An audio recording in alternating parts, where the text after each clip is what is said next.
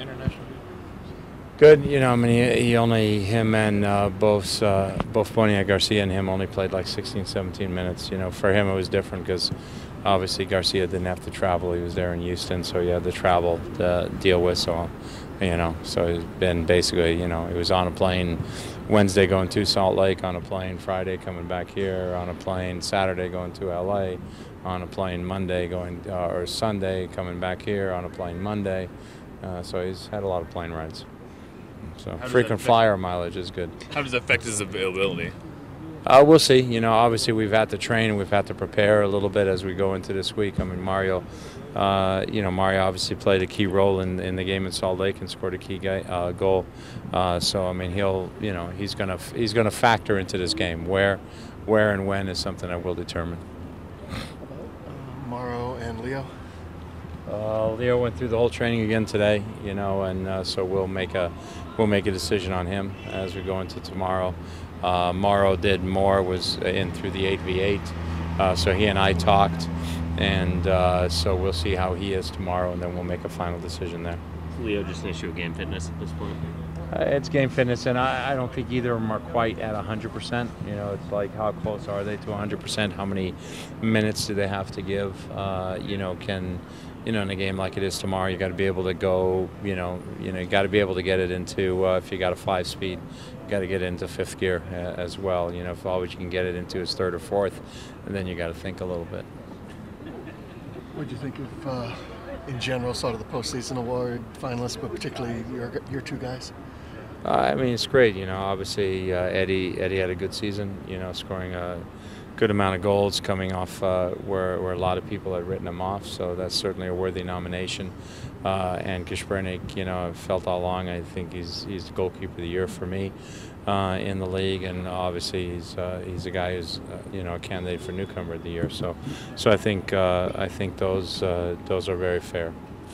You talked all season about how defense is really a whole team effort, but in a game like tomorrow or Sunday when you have to press numbers forward, and is there a little bit more pressure put on the actual defenders and the goalkeepers to kind of maybe bail guys out one time or here or there? Well, it's going to be pressure on them in terms of because sometimes they're going to be maybe a little more isolated, a little more 1v1, so they got to do a good job of 1v1 defending. But it's also more pressure on the front players because the object is when a ball turns over, they've got to put pressure on them, not allow them to pick an easy pass or pick an easy target. I mean, if I'm marking somebody 1-against-1 and you give the guy on the ball, 15, 20, 30 seconds to find his player, I mean, eventually, either I'm going to slip or he's going to make a movement and lose me for a little bit, and then the guy gets him the ball. So it's very important that we put pressure on the guys playing the balls forward so that they can't play the balls they want to play, and then our defenders have to take it from there.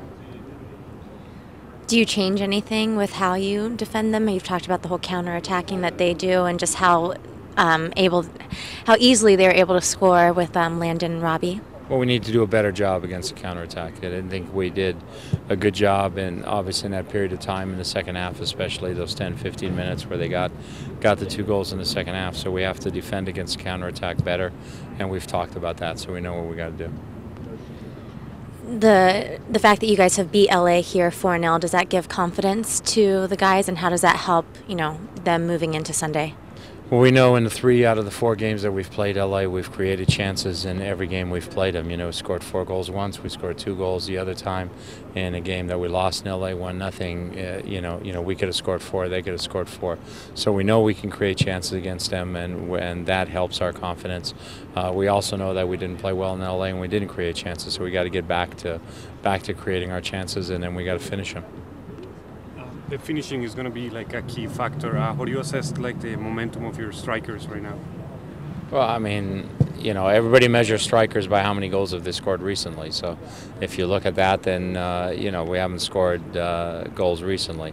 I look at it more as, well, they're due to break out. That's since they haven't scored goals recently, this is their time. And I think one breaks the ice, and a second one certainly puts them into a very good mood. So I think they're due, and this is the game they got to come through.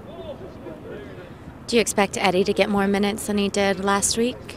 Yeah, we just held him out. We felt on the short turnaround coming from the Thursday game that starting him in that game and pushing him to 60 minutes would have just been too risky, and that's why we did what we did. But we expect him to be able to start in this game. Yeah. Can you remember a comeback, come from behind victory that you're particularly proud of?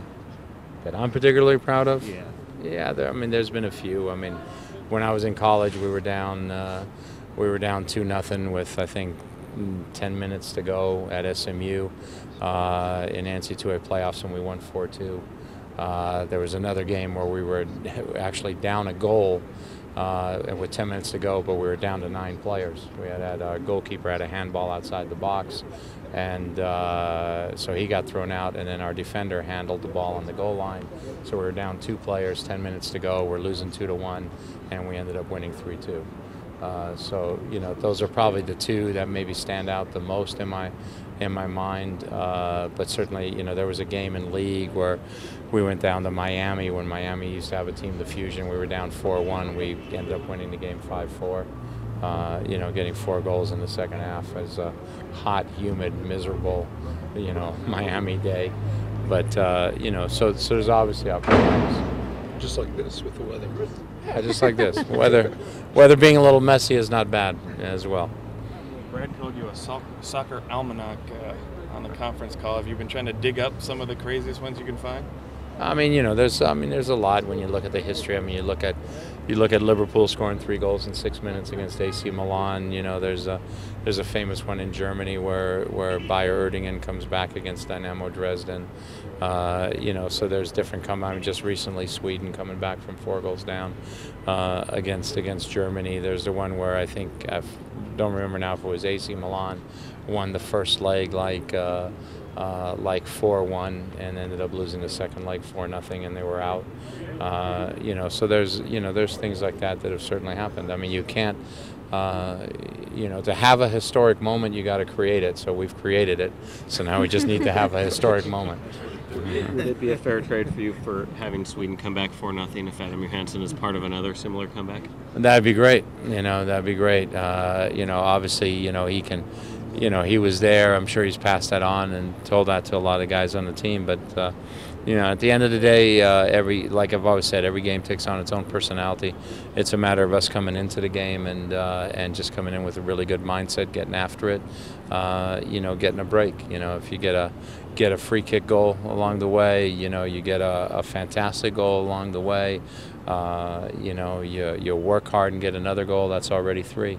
And so we got to get goals in different ways. The goals might not come from who people expect the goals to come from, but as long as the goals come, that's all that matters.